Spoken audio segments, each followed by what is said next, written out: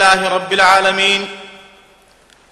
والصلاة والسلام على أشرف الأنبياء والمرسلين نبينا محمد وعلى آله وأصحابه أجمعين. أما بعد، أعوذ بالله من الشيطان الرجيم.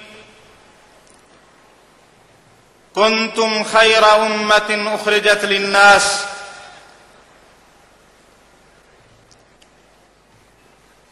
قابل احترام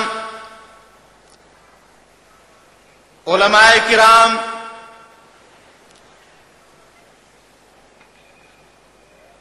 پوری دنیا کے مختلف ممالک سے تشریف لانے والے مہمانان گرامی اور ملک پاکستان کے طول و عرض سے تشریف لانے والے بزرگوں، نوجوانوں، مرکزی جمعیت اہل حدیث کے کارکنوں، اہل حدیث یوتھ فورس کے نوجوانوں، سب سے پہلے میں آپ تمام بزرگوں، بھائیوں، عزیزوں کا شکریہ ادا کرتا ہوں کہ آپ نے اتنا لمبا سفر کر کے یہاں آپ تشریف لائے. مرکزی جمعیت اہل حدیث کی اس کانفرنس کا مقصد آل پاکستان اہل حدیث کانفرنس کا مشن، آپ جانتے ہیں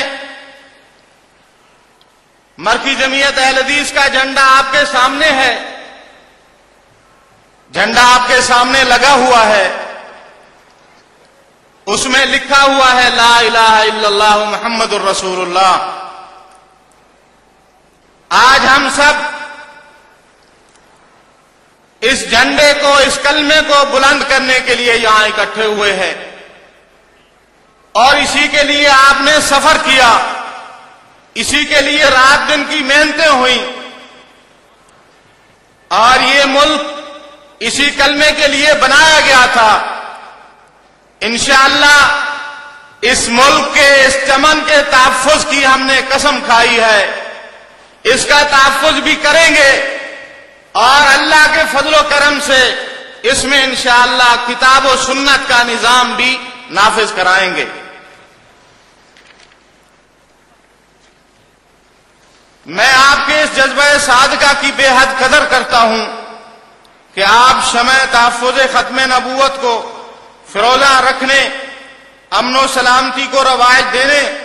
اور امت محمدیہ صلی اللہ علیہ وسلم کے اتحاد و اتفاق کو مضبوط کرنے کے لیے مرکزی جمعیت اہل حدیث پاکستان کی دعوت پر لبیک کہتے ہوئے یہاں تشریف لائے. سامعین کرام، آغاز میں لاہور کی دینی تاریخ کے بارے میں اختصاص کے ساتھ گزارش کرتا ہوں کہ تاریخ کی کتابوں میں بتایا گیا ہے 5ویں صدی میں جو پہلے محدث یہاں تشریف لائے ان کا نام اسماعیل تھا. پھر تاریخ کی 7ویں صدی ہجری میں لاہور میں جو محدث تشریف لائے ان کا اسم گرامی امام حسن بن محمد سغانی عمری تھا. وہ حضرت عمر فاروق رضی اللہ عنہ کی اولاد سے تعلق رکھتے تھے. ان کی بہت ساری تصانیف میں سے ایک مشہور کتاب مشارق الانوار النبویہ فی صحاح الاخبار المصطفیہ ہے.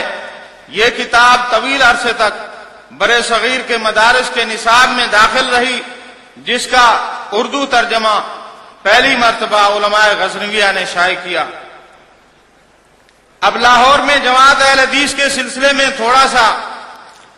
تعارف کراتا ہوں کہ حضرت سید عبداللہ غزنوی رحمت اللہ علیہ کو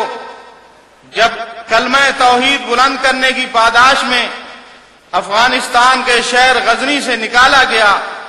تو وہ مختلف مقامات سے گزرتے ہوئے لاہور تشریف لائے، اور پھر انہوں نے امرتسر میں سکونت اختیار کر لی. حضرت سید عبداللہ غزنوی کے فرزند گرامی حضرت مولانا سید عبد الواحد غزنوی 1910 سے 1930 تک لاہور کی چینیا والی مسجد میں امامت و خطابت کے فرائض سر انجام دیتے رہے۔ ان کے بعد خطابت کے منصب عالی پر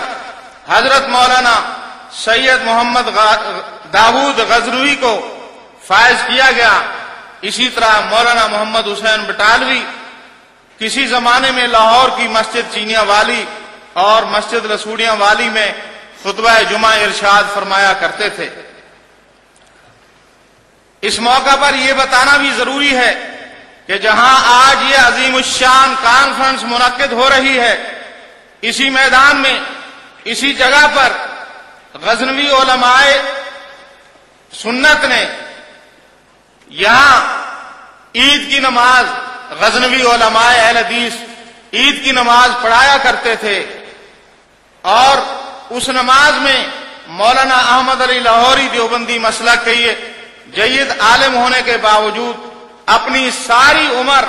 اس عیدگاہ میں علماء اہل حدیث کے پیچھے نماز ادا کرتے رہے۔ حضرات جی وقار، اب میں چاہتا ہوں کہ چند الفاظ میں یہ عرض کر دوں کہ جماعت اہل حدیث کو نظم و نسق کی سلک میں پرونے کا آغاز بھی اسی شہر سے ہوا۔ 1901 میں یہاں جماعت اہل حدیث کے افراد نے ایک مکان میں جمع ہو کے اپنی تنظیم کا نام حلقہ احباب اہل حدیث رکھا، اور اس کے بعد 1906 میں آل انڈیا کانفرنس کا اعلان ہوا۔ اس سے 7 سال کے بعد 1920 میں ایک اور قدم اٹھایا گیا، وہ یہ کہ لاہور میں پنجاب کے مختلف علاقوں میں علماء کرام کا اجتماع ہوا، جس میں انجمن اہل حدیث پنجاب کا قیام عمل میں لایا گیا۔ اس کے صدر مولانا عبد القادر قصوری اور ناظم اعلیٰ شیر پنجاب حضرت مولانا ثناء اللہ امرتسری کو منتخب کیا گیا۔ کچھ عرصے کے بعد صدر قاضی محمد سلیمان منصور پوری اور ناظم اعلیٰ مولانا عبد الحمید چودھری منتخب کیے گئے۔ اس دور کی جماعت کے تنظیمی سلسلے کی بات آگے بھی چلتی ہے، لیکن میں یہ صرف عرض کر کے اسے یہیں ختم کرتا ہوں کہ قرآن مجید کی تلاوت، قرآن مجید کی تجوید اور قرات کا تدریس کا سلسلہ بھی لاہور سے آغاز ہوا۔ لاہور کی مسجد اہل حدیث چینیا والی میں مولانا سید محمد داود غزنوی نے اس کا آغاز کیا۔ اس سے قبل لاہور میں یہ سلسلہ کہیں جاری نہ تھا۔ معزز سامعین، لاہور علم و آگاہی کا مرکز اور مختلف دینی و سیاسی تحریکیں جاری کرنے اور ان کی رفتار عمل کو آگے بڑھانے والے زندہ دلوں کا شہر ہے۔ اسی شہر میں 24 جولائی 1948 کو مولانا محمد ابراہیم میر سیالکوٹی کی صدارت میں ہونے والے علماء اور شیوخ الحدیث کے اجلاس میں مرکزی جمعیت اہل حدیث پاکستان معرض قیام میں آئی، جس کے پہلے صدر مولانا سید محمد داود غزنوی رحمت اللہ علیہ اور جس کے ناظم اعلیٰ پروفیسر عبد القیوم بنے۔ کچھ ہی عرصے کے بعد مولانا محمد سلفی مرکزی جمعیت اہل حدیث پاکستان کے ناظم اعلیٰ بن گئے رحمت اللہ علیہم اجمعین۔ پاکستان میں یہ تنظیم اسی تنظیم کا تسلسل تھی جو 1906 میں آل انڈیا اہل حدیث کانفرنس کے نام سے قائم کی گئی تھی، جہاں حضرت مولانا حافظ عبداللہ غازی پوری کو اس کا صدر اور شیر پنجاب حضرت مولانا ثناء اللہ امرتسری کو ناظم اعلیٰ مقرر کیا گیا تھا۔ اب الحمدللہ مرکزی جمعیت اہل حدیث پاکستان مرکزی جمعیت اہل حدیث کے نام سے ہندوستان میں، بنگلہ دیش میں، نیپال میں، مالدیپ میں، اٹلی میں، جرمنی میں، سعودی عرب اور انگلستان میں